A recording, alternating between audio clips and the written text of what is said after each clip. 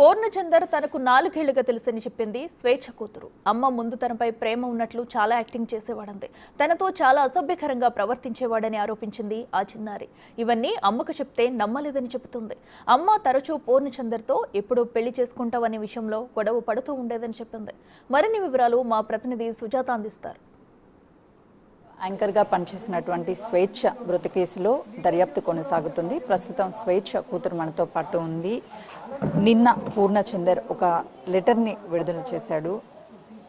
పాపని నేను ఎంతో ప్రేమగా చూశాను, ఒక తండ్రి స్థానాన్ని ఇచ్చాను అని చెప్తున్నాడు.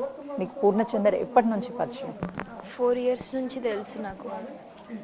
అసలు అమ్మ ముందర చాలా యాక్టింగ్ చేసేవాడు, నేను అంటే చాలా ఇష్టం అని అది ఇది అనుకుంటూ అనేవాడు. కానీ అసలు చాలా అంటారు మిస్బిహేవియర్ ఉండే నాతోని. ఎప్పుడైనా అమ్మతో చెప్పే ప్రయత్నం చేసావా? ఎవరితో చెప్పేదానివి ఈ విషయాలన్నీ? నేను అమ్మకి చెప్తే అమ్మ నమ్మలేదు అసలు. ఏం కాదు, ఫాదర్ అయినా కానీ క్లోజ్గానే ఉంటారు కదా, ఫాదర్ అనుకో అని అన్నది అమ్మ. అసలు అమ్మ నమ్మలేదు ఫస్ట్. అంటే నీ ఫంక్షన్ చేయడంతో పాటు నీ స్కూల్ ఫీ కావచ్చు అన్నిటినీ కూడా తనే పే చేశాను అని చెప్తున్నాడు. వాస్తవమేనా? ఫీజ్ గురించి నాకు తెలియదు, కానీ ఫంక్షన్కి నేను అసలు వద్దు, నాకు ఇష్టం లేదు ఫంక్షన్ చేసుకోవడము. మెచ్యూర్ అయితే అసలు పీరియడ్ స్టార్ట్ అయితే ఫంక్షన్ ఏంది విచిత్రంగా అందరికీ చెప్పాలా, ఫంక్షన్ ఎందుకు, నాకు గోల్డ్ వద్దు ఏమొద్దు కొని మళ్ళీ అంటాడు అమ్మ నేను కొన్నా అని అంటాడు. అమ్మ వద్దు, మళ్ళీ మనల్నే అంటాడు. వద్దని చెప్పిన అమ్మకు ఆల్రెడీ. అమ్మ నమ్మలేదు, అసలు చెప్తే వినలేదు. అమ్మ ముందర బాగానే ఉంటాడు కానీ బయట ఎవరెవరికో చెప్పుకున్నాడు అంట, నేను గోల్డ్ పెట్టినా అని. వాడి వల్ల ఫంక్షన్కి అమ్మమ్మ తాతయ్య రాలేదు. అంటే తను నన్ను పూరి అని ప్రేమగా పిలుస్తుంది, ఒక తండ్రి స్థానం ఇచ్చాను అని చెప్తున్నాడు. నేను పూరి అని ప్రేమ పిలవడం కాదు, అమ్మ నాన్న అని పిలవమంటే అంటే పెద్దోళ్ళు అంటే కొంచెం రెస్పెక్ట్ ఉంటుంది.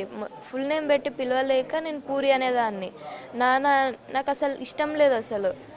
అమ్మ నాన్న అనమంటుంది. అమ్మ ముందర సరేలే అమ్మ కొంచెం హ్యాపీగా ఉంటుంది కదా అని చెప్పి నేను కూడా కొంచెం అంటే కొంచెం ఇష్టమే అన్నట్టు ఉండేదాన్ని, అమ్మ బాధపడకుండా. కానీ నాకు అసలు ఇష్టం లేదు. ఎలా ఉండేది ఇంట్లో అసలుకి పూర్ణచందర్? అమ్మ ఉన్నప్పుడు కావచ్చు లేకపోతే నువ్వు ఉన్నప్పుడు కావచ్చు ఏమైనా గొడవలు పడే వాళ్ళ? గొడవలు ఇంకా అప్పుడప్పుడు ఫ్రీక్వెంట్గా అయ్యేవి, కానీ నన్ను అమ్మని పక్కన కూర్చొనివ్వాడు. నన్ను ఎగ్జామ్ ఉన్నా కానీ ఉండమనేవాడు, అది చెయ్యి ఇది చెయ్యి అని. ఇంట్లో పని చెప్పేవాడు. అసలు మేడున్నా కానీ మేడు వెళ్ళిపోయిన తర్వాత ఏదో ఒక పని చెప్పేవాడు నాకు. అమ్మని నన్ను అసలు పక్కన కూర్చుంటే ఎందుకు కూర్చుంటున్నావు దా అని అనేవాడు. చాలా ఇట్లా మీ మధ్య ఉన్నటువంటి బాండింగ్ ని బ్రేక్ చేశాడా ఎప్పుడైనా అతను? Of course. అసలు అమ్మ అంటే అమ్మకి నాకు అంటే మేమిద్దరం, నాకు చిన్నప్పటి నుంచి అమ్మ అంటే ఇప్పటిదాకా కూడా చాలా ఇష్టం. అమ్మకు కూడా నేను వాడు రాకముందప్పటి నుంచి అమ్మకి ఫస్ట్ నాకు చెప్తూ ఎవ్రీ వీక్ ఒకసారన్నా కంపల్సరీ చెప్పేది, నువ్వు లేకపోతే నేను చచ్చిపోతా, నీ వల్లనే బతికినా, నేను నీకోసమే బతికినా, నువ్వు మంచి స్ట్రాంగ్ ఉండాలి అది అనుకుంటే చెప్పేది నాకు. వీడు వచ్చినప్పటి నుంచి అమ్మ కొంచెం నాకు దూరం అయింది వీడి వల్లనే. అంటే వీళ్ళిద్దరి మధ్య చాలా ఇయర్స్ నుంచి రిలేషన్ ఉన్నప్పటికీ కూడా గొడవలు అవుతున్నాయి. తను లేకపోతే నేను చనిపోతాను, సూసైడ్ అటెంప్ట్ చేసుకుంది గతంలో స్వేచ్ఛ అని చెప్తున్నారు. వాస్తవమే? అంటే అమ్మ బెదిరియడానికి చేసుకుందో నిజంగా సూసైడ్ చేసుకోవాలని చేసుకుందో తెలియదు, కానీ స్లీపింగ్ పిల్స్ అయితే వేసుకుంది. అప్పుడు నేను అమ్మని మళ్ళీ వేసుకోకుండా చూసినా, మళ్ళీ అమ్మకు వాటర్ నాకు సడన్గా ఫస్ట్ వేసుకున్నప్పుడు అసలు ఏం అర్థం కాలేదు ఏం చేయాలో. ఫస్ట్ టైం ఎక్స్పీరియన్స్ కాబట్టి చాలా ఏడ్చిన, వాటర్ తాగిపించిన, అంత అరిచిన, కొట్టి లేపినా కానీ లేస్తుంది, మళ్ళీ పడుకుంటుంది. ఇంకా పప్పు మామ అని మామ ఉంటాడు, కాల్ చేస్తే అయ్యో అవునా నేను వస్తున్నాలే, నువ్వు భయపడకు, పిల్స్ అంటే అట్లానే ఉంటుంది అంటే. ఒక 4 days కంటిన్యూగా మత్తు ఉండే, కంటిన్యూగా అమ్మ వేసుకుందో లేకపోతే అవే పిల్స్ది మత్తు ఉండేనో. వేసుకున్నప్పుడు ఒకటేసారి 3 or 4 వేసుకుంటుంది అనిపించింది నాకు. అంటే డిప్రెషన్లో ఏమన్నా కనిపిస్తూ ఉండేదా అమ్మ ఇంట్లో? ఎలా ఉండేది? మొత్తం ఆయన గురించి ఆలోచించేది, మొత్తం స్ట్రెస్ మొత్తం ఆయన వల్లనే. ఎప్పుడు ఆయనతోనే చాటింగ్, ఆయనతోనే కాల్, నాతో టైం స్పెండ్ చేయలేదు అసలు, చేసేది కాదు ఆయన లేకపోతే. వాళ్ళిద్దరికి ఏదన్నా గొడవ అయితే కూడా ఆయనతోనే చాటింగ్ లేక లేక నాకు అమ్మకి అసలు నాకు టైం దొరకదు స్పెండ్ చేయడానికి. నేను మార్నింగ్ స్కూల్కి వెళ్ళిపోతాను. నేను స్కూల్ నుంచి వచ్చే వరకు ఒక 10 మినిట్స్ అటు ఇటు అవుతుంది. అమ్మ 10 మినిట్స్ ముందు కానీ 10 మినిట్స్ తర్వాత కానీ ఆఫీస్కి వెళ్ళిపోతుంది. నేను రాగానే వెళ్ళిపోయి మళ్ళీ నేను పడుకునే టైంకి వస్తుంది కదా నైట్, మళ్ళీ పడుకుంటా. మార్నింగ్ లేచి మళ్ళీ ఇదే రిపీట్ అవుతూ ఉంటుంది. అమ్మకి ఫ్రైడే ఇంకా సాటర్డే మార్నింగ్ షిఫ్ట్ ఉంటుంది. అప్పుడు ఇంక అమ్మ రెస్ట్ తీసుకుంటా అని పడుకొని ఉంటుంది, లేకపోతే వాడు వస్తాడు. ఏదో ఒకటి అయ్యి అసలు నాకు అమ్మకి టైం స్పెండ్ చేసేయడానికి ఉండేది కాదు. రెగ్యులర్ వస్తూ ఉంటాడా ఇంటికి? నైట్ అంతా ఉంటాడా లేకపోతే వచ్చి వెళ్తూ ఉంటాడా? ఒక్కొక్కసారి ఒక్కొక్కలాగా, అప్పుడప్పుడు వచ్చి వెళ్తాడు, ఒక్కొక్కసారి ఏమో వచ్చి ఒక 2-3 డేస్ ఉండి వెళ్తాడు కంటిన్యూగా. నైట్ ఇక్కడనే ఉండి పడుకొని. అంటే ఎప్పుడైనా చెప్పావా అమ్మకి, అమ్మ అతను ఇంటికి వస్తూ పోతూ ఉంటే బాగోదు చూసే వాళ్ళకి కానీ, లేకపోతే ఏమైనా పెళ్లి చేసుకుంది అని ఎప్పుడైనా చెప్పిందా అమ్మని? నాకేం చెప్పలేదు. వేరే వాళ్ళందరికీ అయితే మేము పెళ్లి చేసుకున్నాము అని చెప్పింది. నాకు మాత్రం పెళ్లి చేసుకోలేదు. కానీ నా ముందర ఆయనకి నన్ను పెళ్ళెప్పుడు చేసుకుంటావు అని కూడా గొడవ చేస్తున్నారు.